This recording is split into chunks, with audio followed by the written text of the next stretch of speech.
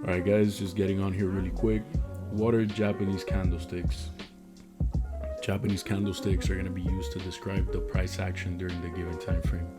So if we're on the 1 hour time frame, that means that each candle is lasting 1 hour. If we're on the 15-minute, that means that every 15 minutes there's going to be a new 15-minute candle forming, and so on with every time frame. So the moment you open up your chart, the default colors of the candlesticks are going to be green and red. Your green candles are going to be your bullish candles. Your red candles are going to be your bearish candles.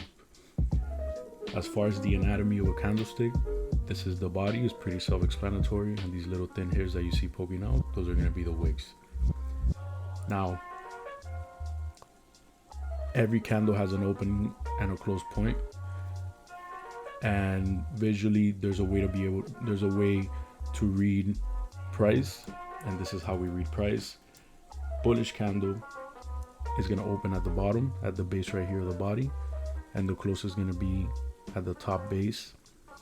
Now, the wicks are going to be the highest points and the lowest points of the candle. So that means that this bullish candle at one point was pushing up, and then sellers brought it back down, and price closed at this level. So this is the open at the bottom. The bullish candle is going to open at the bottom, and the bearish candle is going to, and the bullish candle, is going to close at the top. Now for the bearish candles, the opening is going to be at the top. So this candle closed, this 1 hour candle closed. Put this right here so you guys can see it visually. This bullish 1 hour candle just closed. This new candle just opened right here. Price was bullish at one point, got pushed down. Price was bullish at one point. There we go. Better way to explain it. It got pushed down, pushed down, pushed down, pushed down. It pushed lower, but the buyers brought it back, and depending where it closes, that's the wick. If it closes a little bit higher, it would leave a wick even higher. So the tip of the wick is representing the lowest point. The wick also could represent the force, or the point, or the turning point where buyers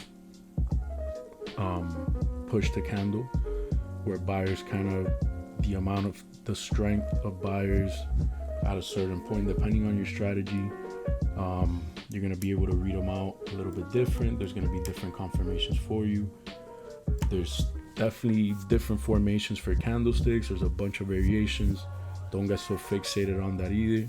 This is just to get your feet wet, show you the basics, the understanding behind the candlesticks. Don't go all over the place now learning every candlestick formation.